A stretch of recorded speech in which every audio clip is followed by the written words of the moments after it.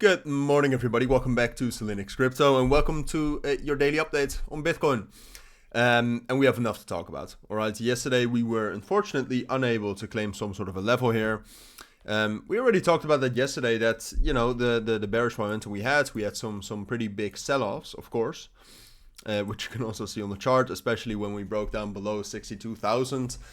That was a relatively big bearish confirmation. But yesterday, what we talked about is that there still was a possibility that 60,000 could hold, and if we would get some bullish confirmation from 60k, we could potentially consolidate here. But unfortunately, we got some bullish momentum, but overnight, at the end of the US session, we got a big dump right here, and that's basically it. I mean, this spike down we had into 58,000. Was the main thing that happened that really pushed us below 60,000 and below that level we had right there, and pushed us to the next support level right here between 58 and 57,000, and that's where we are right now. And the big question is can we hold this? Can we get some bullish momentum from here, or just in general what to expect? And I would say if we start to talk about it, I mean, if you look at Bitcoin right now, the markets are really not great. All right, I would say, I mean, summers in crypto are always not ideal. And if you look at the volume right now, for example, I would say the volume is pretty decent, but we're just getting some immense selling pressure. And who knows where it comes from? It could be Mt. Gox, it could be the German government selling a ton. That would be unlikely at this time frame, or at this specific time though, but all right. But there is significant selling pressure, and we've seen that for the last month already. The 7th of June, we also got some major sells, and that's been going on for a month now. And then I can give you reasons for why we would bounce, right? You can see some sort of a positive or a bullish divergence between the price and the RSI, but all of these technicals don't really matter if we keep getting these big sells. So that, in combination with the fact that we are not really recovering either.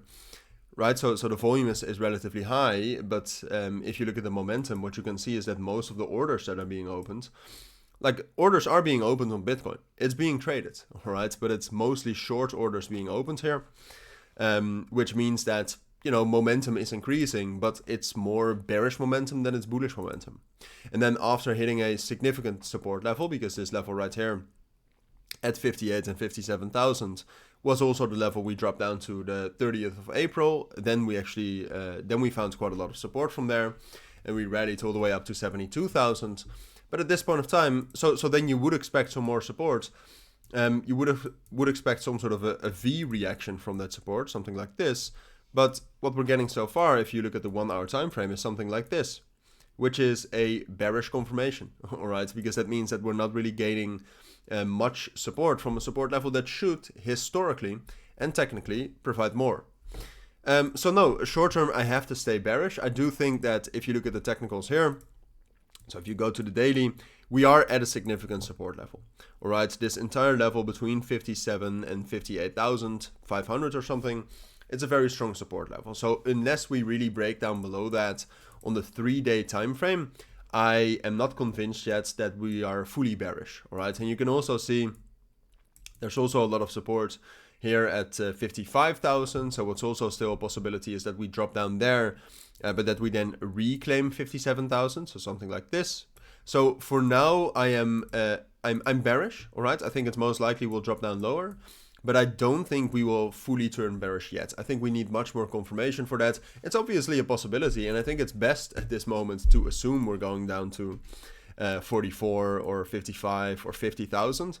But for now, take it with every move. All right. For now, I think it's most likely we'll drop down to 57,000.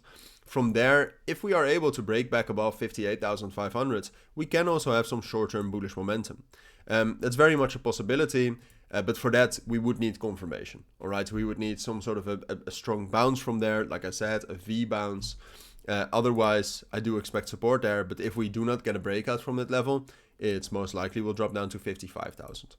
So that's something we'll have to see. I'll keep you updated on that, of course. But for now, this is what I think you need to know urgently. If you do have any questions, let me know down in the comments. But for now, thank you for watching. Take care and bye.